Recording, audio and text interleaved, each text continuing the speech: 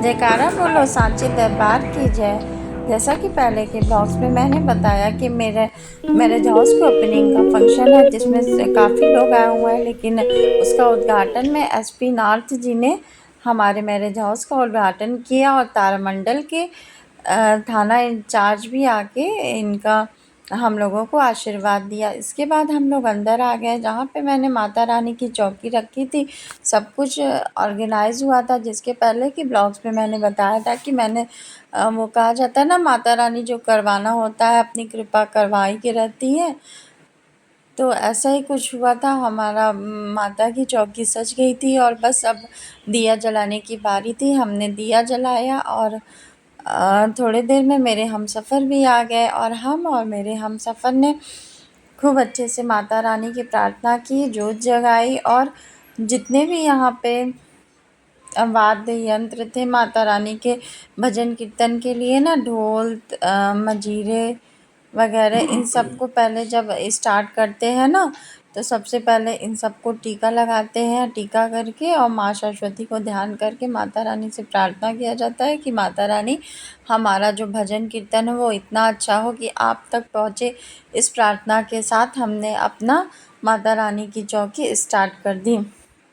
पहले तो थोड़ी घबराहट हो रही थी, लेकिन फिर लगा कि जब भगवान जी का आशीर्वाद है हमारे साथ तो फिर घबराना किस बात का। फिर हम दोनों लोगों ने, हम और मेरे हमसफ़र ने माता रानी का सर झुका के आशीर्वाद लिया और फिर हमने भजन स्टार्ट करवाया। थोड़ी देर में भजन स्टार्ट हो गया। सब लोग काफ़ी झूम रहे थे, नाच रहे थे, खुश हो गए थे, क्योंकि छोटे मोटे फंक्शन में अगर कुछ ना कुछ थोड़ी बहुत डांस वगैरह रख लो ना, तो फिर जितने भी गेस्ट आते हैं उन सबको अच्छा भी लगता है और वो उनको बैठने में इंटरेस्ट भी लगता है। तो ऐसा मेरा छोटा सा फंक्शन है और लेकिन काफ़ी अच्छा लग रहा है, क्योंकि इतने लोग आए हुए हैं और घर परिवार के लोग हैं, तो फिर क्या कहना है, क्योंकि बिना परिवार के जो है कोई भी काम अधूरा रहता है। सबने धीरे धीरे माता रानी को भेंट अर्पण किया और सबने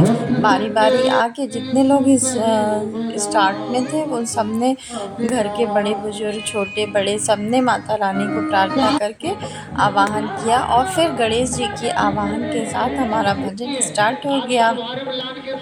भजन स्टार्ट करते करते जो हमारे गायक थे उन्होंने कहा कि माता रानी का भजन हो रहा है तो डांस तो बहुत ज़रूरी है। थोड़ी देर में हम लोग बैठने के बाद हम लोगों ने थोड़ी बहुत माता रानी के लिए डांस वगैरह किया, क्योंकि वो कहा जाता है ना कि जो माता के दरबार में या किसी भी भगवान जी के दरबार में जो डांस करता है उसको किसी के सामने नहीं झुकना पड़ता है। इसलिए कहीं भी आप दरबार में जाए ना, तो अगर ऐसा मौका मिले तो आप कभी भी मिस ना करें। ये है हमारे परिवार के लोग, हमारे चाची, मामी, मौसी, बुआ,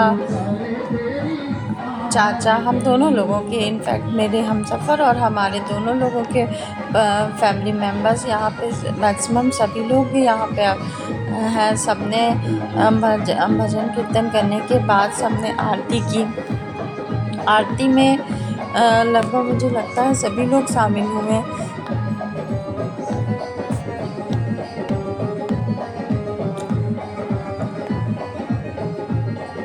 आरती करने के बाद जो हमारे गायक थे उन्होंने इतना बढ़िया जयकारा और प्रार्थना अर्जी लगवाई कि फिर क्या ही कहा जा सकता। अर्जी लगवाने में सबने अपने मन की बात कही और सबने माता रानी से प्रार्थना की कि जिसकी जो भी परेशानियां हो वो माता रानी ख़त्म करे और सबका जीवन मंगलमय हो, ऐसी कामना सबने की।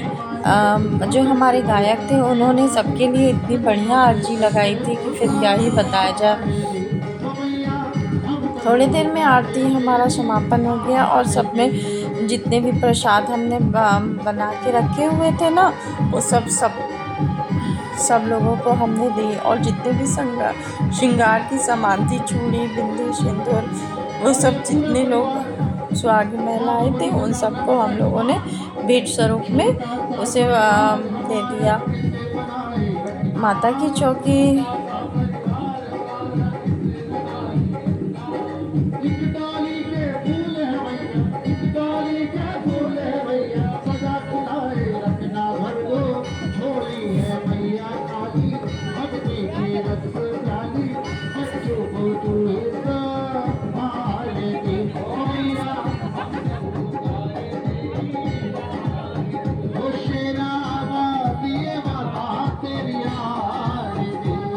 माता की चौकी की आरती होने के बाद प्रसाद सबके वितरण करने के बाद जो मेरी बड़ी दीदी थी ना, उसकी रिटर्निंग का टाइम हो गया था, क्योंकि उसके नेक्स्ट मॉर्निंग ना बच्चों का उसके पेपर था, इस वजह से वो निकल गए। बाकी सारे गेस्ट हमारे पड़े हुए थे, मम्मी और दीदी और हम खूब देर तक एक दूसरे के गले मिले। और ये कहा जाता है ना, ये बहनों का लगाव कुछ अलग ही होता है। ये ब्यूटीफुल मोमेंट्स हमें बहुत याद रहेंगे। इसी कामना के साथ आज का ब्लॉग्स मैं आप सबसे शेयर करती हूँ। जय माता जी। आगे का ब्लॉग्स मैं आपको जल्दी शेयर करूँगी।